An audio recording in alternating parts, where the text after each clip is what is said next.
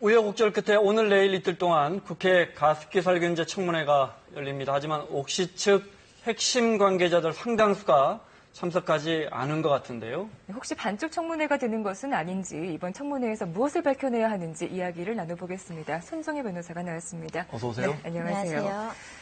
국회 가습기 살균제 피해 국정조사 특위에서 이번 청문회에서 그러니까 옥시 본사 관계자들을 증인 또 참고인으로 채택했단 말이에요. 근데 뭐 옥시 전 사장은 물론이고 대부분의 임직원들이 참석하지 않았다고요. 그러니까 주요 핵심 증인들이 다 빠졌다라고 보시면 되는데요. 실제로 그 제품을 만들고 판매할 때 의사결정에 참여했던 사람들이 증인으로 나오는 게 중요합니다. 그런데 특히 거라부 제인 전 그 옥시 코리아 CEO 같은 경우는 핵심 증인이라고 볼 수 있는데 참석을 거부했고요. 신현우 전 사장도 안 왔습니다. 그리고 전현직 연구원들도 오지 않았고 특히 영국 본사 관계자들도 오지 않았습니다. 그러다 보니까 반쪽짜리 청문회가 되는 거 아니냐 이런 얘기가 나오고 있고요. 실제로 이렇게 된 이유 중에 하나는 그 출석 요구서를 보냈는데 옥시 측에서 좀 비협조적으로 나온 측면들도 있고요. 출석 요구서가 전달되더라도 회피한 사람, 특히 형사재판이 지금 진행 중인 사람들은 또 수사 일정이나 재판 일정을 두고 그것을 핑계로 나오지 않은 사람들이 있었는데 어찌됐든 현재 증인과 참고인은 53명 정도를 소환 요청을 했는데 그중에 18명은 출석하지 않거나 출석 요구서가 전달되지 않아서 굉장히 안타까운 사정입니다. 네, 그 청문회 출석의 강제성은 없나 보죠? 아닙니다. 우리 법에는 그 특별한 이유가 없으면 정당한 이유가 없으면 나오도록 되어 있고요. 실제로 법에도 정당한 이유 없이 출석을 하지 않았을 때 형사처벌하는 조항이 있습니다. 그리고 옥시로부터 뇌물을 받아서 옥시에 대한 어떤 그 보고서를 조작했다라는 혐의를 받고 있는 모 교수가 있는데요. 그 교수도 지금 불출석 상태인데 이 교수에게 현재 동행명령장이라는 게 발부가 됐거든요. 동행명령장이라는 것은 증인이나 참고인으로 소환하라. 그런데 오지 않았을 때는 가서 강제적으로 구인할 수 있는 절차를 말합니다.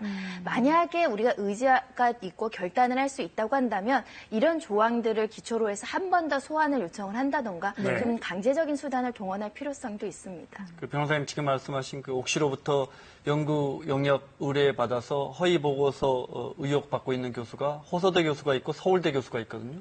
두 사람 모두 출석하지 않았어요. 둘 다 출석하지 않았고 그중에 한 명은 동행 명령장이 발부돼서 아마 다음 때에는 출석할 가능성이 있습니다. 네, 자 청문회 그동안 우여곡절이 많았습니다. 오늘 내일 이틀밖에 안 되는데 이 이틀 동안 뭘 좀 확실하게 밝혀내야 할까요?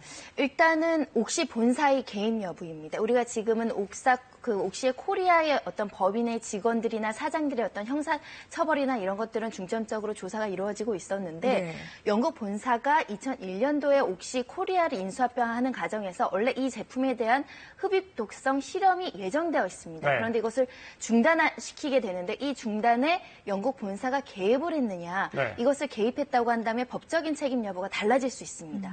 그리고 이 문제가 터졌을 때가 2011년, 2012년도인데 이때 또 한 번 그 실험을 하게 되는데 이 실험 결과를 은폐하거나 은폐한데 그 본사가 개입한 정황이 있느냐 은폐 의혹에 대해서도 가려야 되고요. 최근에 이 가습기 살균제 특위가 영국 본사의 현장 조사를 가기로 예정이 되어 있었습니다. 그것이 무산되게 되는데 그 과정에 영국 정부라든지 이 본사가 개입했는지 여부 이런 것들을 중점적으로 사실은 조사할 예정이었습니다.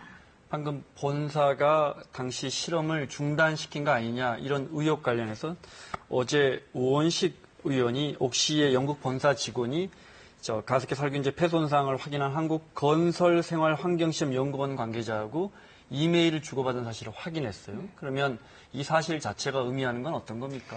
이 메일이 작성된 시점이 2012년도로 보이는데요. 이것은 뭐냐면 영국 본사가 이 결과에 대해서 업무 보고 차원에서 이메일을 받았다라고 한다면 이 흡입 독성, 이 살균제의 독성이 있다는 것을 보고를 받았다, 알고 있었다라는 겁니다. 그렇게 되면 알고도 이것을 방지 조치 안 했다던가 그 전에도 이것을 개입했다라는 증거가 될 수 있기 때문에 그러면 옥시코리아만 이 문제에 대해서 책임의식을 가져야 되는 것이 아니라 영국 본사도 책임을 질 수 있다라는 증거로 활용될 수 있습니다. 자, 여러 가지 의혹들이 있지만 아직 검찰 수사에서도 제대로 밝혀내지 못한 것들이 많이 있어서 단 이틀간의 국회 청문회에서 이 모든 것들을 밝혀내기엔 좀 역부족이 아닐까 우려가 되거든요. 뭐 많은 부분이 부족하고 특히 피해자분들, 유족분들은 아직도 인정하지 못하는 부분들이 많이 남아 있는데요. 그럼에도 불구하고 여러 절차를 통해서 이 진실을 밝혀내기 위해서 노력하고 특히 가장 중요한 것이 이 지금 옥시 측에서 우리 피해자들한테 어떻게 사과를 할 것이냐, 어떻게 피해 배상을 할 것인가에 대한 집중적인 어떤 질타도 있습니다. 이런 절차를 통해서라도 피해자들을 좀 더 사죄하고 그 적당한 배상을 하려는 노력이 굉장히 중요할 것으로 보이고요. 현재 그 말씀드렸다시피 거라부 제인 전 옥시 CEO는 검찰 소환 조사에도 응하지 않아서 서면 조사가 이루어진 상황이거든요. 이런 경우들은 사실은 국정감사나 이런 특위 조사 절차를 통해서 한 번 더 점검하고 한 번 더 질문을 통해서 사안을 밝혀내는 작업, 이런 것들도 같이 선행이 돼야 되고 그래야지 조금 더 실효성이 있는 특위 조사가 되지 않을까 싶습니다. 지금 방금 화면에 옥시 한국 대표 현 대표 출석해서 응답하는 답변하는 장면을 봤는데 중요한 거는 말씀하신 것처럼 당시에 문제됐을 당시에 어떻게 마케팅을 했고 이 같은 유해 사실을 알았느냐, 그 당시에 CEO가 출석하는 게 매우 중요하지 않습니까? 그렇습니다. 그렇기 때문에 주요 핵심 증인들이 지금 빠져 있다라고 말씀드리는 거고요. 현직 대표는 옥시의 대표로서 법적인 어떤 역할이 있을지 모르겠지만 그 당시 시점에 이것을 제조, 판매하고 의사결정하고 이 흡입 독성을 알았는지 여부는 그 당시 임직원들이 조사를 받아야 되는 겁니다. 그런데 이런 부분들이 좀 미진하다는 부분이고요. 앞으로 또 한 차례의 그 기일이 남아있기 때문에 그때는 이런 부분들이 좀 빠짐없이 이루어질 수 있으면 좋겠습니다. 그동안 옥시 본사는 물론 한국 옥시마저도 비협조 그리고 모의세로 일관을 하다가 검찰 수사가 본격적으로 시작되자 태도가 바뀌었습니다. 관련 화면 보시겠습니다.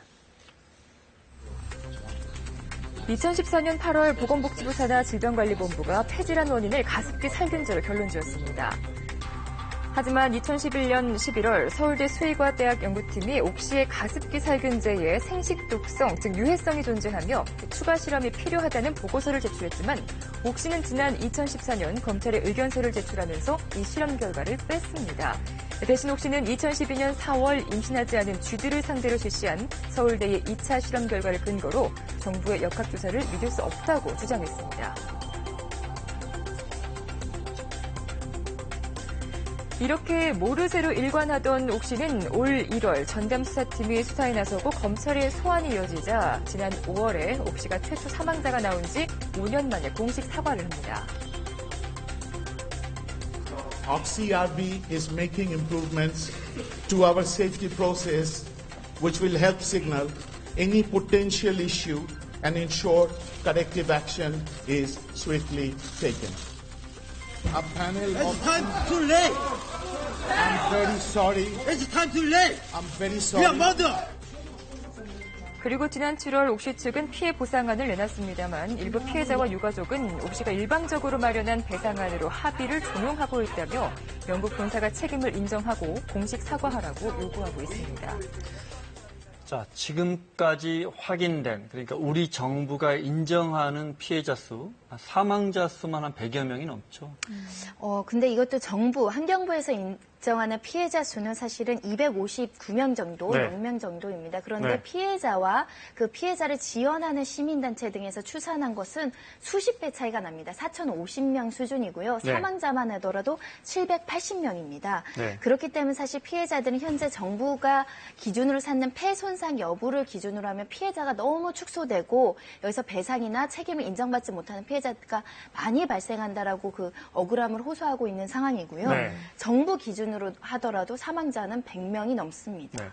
제가 아는 한 간호사분이 당시 암병동에 근무했는데 암수술 끝난 분들은 조금이라도 감염을 덜 받게 하기 위해서 정말 부지런하게 이 가습기 살균제를 썼다는 거예요. 그러니까 사실은 어떤 분이 피해를 받는지는 정말 확인하기가 정말 광범위할 거고요. 그죠? 그리고 문제가 되는 것이 피해자로 인정받지 못한 분들 중에는 증거가 부족해서 못 받는 분들도 있습니다. 무슨 말씀이냐면 이 제품이 출시된 거는 90년대부터인데 그로부터 따지면 10년 전, 5년 전, 9년 전 내가 이 제품을 산 구매 영수증이 존재하기 굉장히 어려운 상황이고 카드 영수증 같은 경우도 카드 회사가 보관하는 어떤 영수증 기한들도 지나 있을 가능성이 네. 있어서 실제로 이 제품을 샀고 내가 그것 때문에 피해를 입었다 또는 우리 가족이 피해를 입었다라고 증거를 제시하기 난망한 피해자들도 존재를 하는 것이고요. 네. 실제로 그래서 정말 이것을 밝히기가 어려워서 가족들이 찍은 사진으로 이 네. 피해 사실을 밝힌 가족도 있습니다. 네. 이 가족 같은 경우는 임성준 군이라고 사실 돌같이 난 아이인데 네. 가습기 살균제 피해 때문에 갑자기 이유식을 토하고 입술이 파래지면서 병원에 장시간 입원해서 치료를 받게 되는데 네. 저 사진 속에 그 살균제 그 용기가 찍혀 있는 겁니다. 네. 그것 때문에 피해 사실이 인정받았다라고 하는 정도라면 네. 저런 사진이 존재하지 않는 피해자들은 네. 어떻게 그 인과관계라든지 내가 그걸 사용했다는 걸 입증할 것인가. 네. 결국은 피해자들한테 그걸 구매했다는 걸 밝혀라 네. 라고 하는 것 자체도 굉장히 가혹한 일이 아닐까 싶습니다. 네. 누가 봐도 이런 폐질환이 가습기 살균제를 사용했고 그로 인한 예우로 이렇게 폐질환을 앓고 있거나 그런 숨졌다는 게 증명이 되더라도 당시에 무슨 영수증이 있었거나 하다못해 저런 사진이라도 있어야 입증이 된다 이 말씀이신가요? 일단 정부는 피해자들 등급별로 1등급, 2등급, 3등급, 4등을 나뉘었는데요. 네. 확실, 가능성 높음, 가능성 없음 이렇게 기준을 나누다 보니까 그 네. 기준에는 질병의 기준도 있겠지만 저렇게 저것을 샀는지 여부가 불확실한 피해자들도 있는 겁니다. 네. 그러다 보니 이렇게 오랜 시간이 지나서 문제가 해결되는 그 부분에는 피해자의 잘못이 아니라 검찰 수사가 늦어졌거나 이 정부 역학조사가 조금 미진했던 부분들 때문에 시간이 많이 흐른 부분도 있는데 네. 시간이 흘러서 증거가 없는 이들은 얼마나 억울하겠습니까? 그런 그렇습니다. 이런 부분에 대한 고려는 있어야 될 것 같습니다. 자, 늦게나마 옥시 측에서 피해자들에 대한 배상안을 내놨는데요. 이것이 또 법원에서 논의되고 있는 그 적정 금액에 비하면은 절반 수준도 안 된다. 예, 일단 시기상의 문제, 이 네. 국회의 어떤 그 국정조사라든지 특위를 앞두고 이런 배상안을 나왔던 것이 이제 보여주기식 아니냐라는 비판도 있을 수 있고요.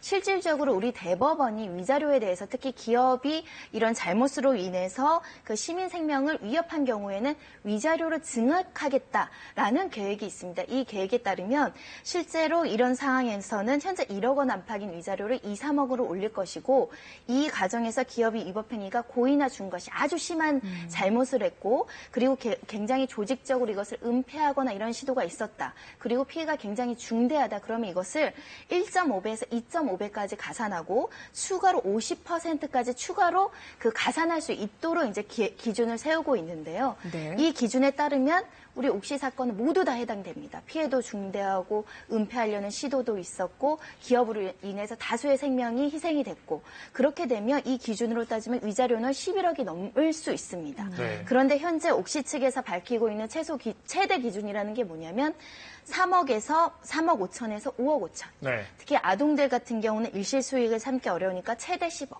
이것도 이제 최대치라는 겁니다. 네. 1등급으로 그 산정된 피해가 확실시하다고 보는 사람들한테 그럼 3등급, 4등급 피해자의 배상안에 네. 빠져 있다. 그리고 법원 기준으로 비춰보더라도 높지 않다라는 부분에 있어서 이 배상안이 진정으로 피해자들한테 사죄하는 배상 아니냐 이런 질타도 있는 겁니다. 자, 네. 또 하나 피해자 가족들, 유족들이 가장 염려하는 것 중에 하나가 공소시효 문제 아니겠습니까? 얼마 남지 않았어요. 가장 안타까운데 이게 왜냐하면 살인죄로 기소를 그 수사나 이런 것들이 어렵고 업무상 네. 가실치사로 보고 있으면 업무상 가실치사 공소시효는 7년입니다. 네. 그렇게 되면 2009년 이전에 발생한 사건에 대해서는 처벌 가능성이 어려워질 수 있다는 것이고요. 공소시효뿐만 아니라 소멸시효라는 건 민사상 손해배상을 청구할 수 있는 시간이 네. 3년, 10년 이렇습니다. 그럼 10년이 지난 피해자들은 또 보상받을 길이 없어지기 네. 때문에 이런 부분들도 사실 굉장히 좀 유의 깊게 봐야 되는 지점입니다. 네. 근데 왜 옥시가 이걸 위자료라고 하죠? 배상액이라고 하지 않고? 위자료도 손해배상의 일종입니다. 네, 알겠습니다. 손정혜 변호사와 함께 살펴봤습니다. 고맙습니다. 그렇습니다. 자, 뉴스 집중 오늘 순서 여기까지입니다. 저는 내일 오후 4시에 다시 뵙겠습니다. 고맙습니다.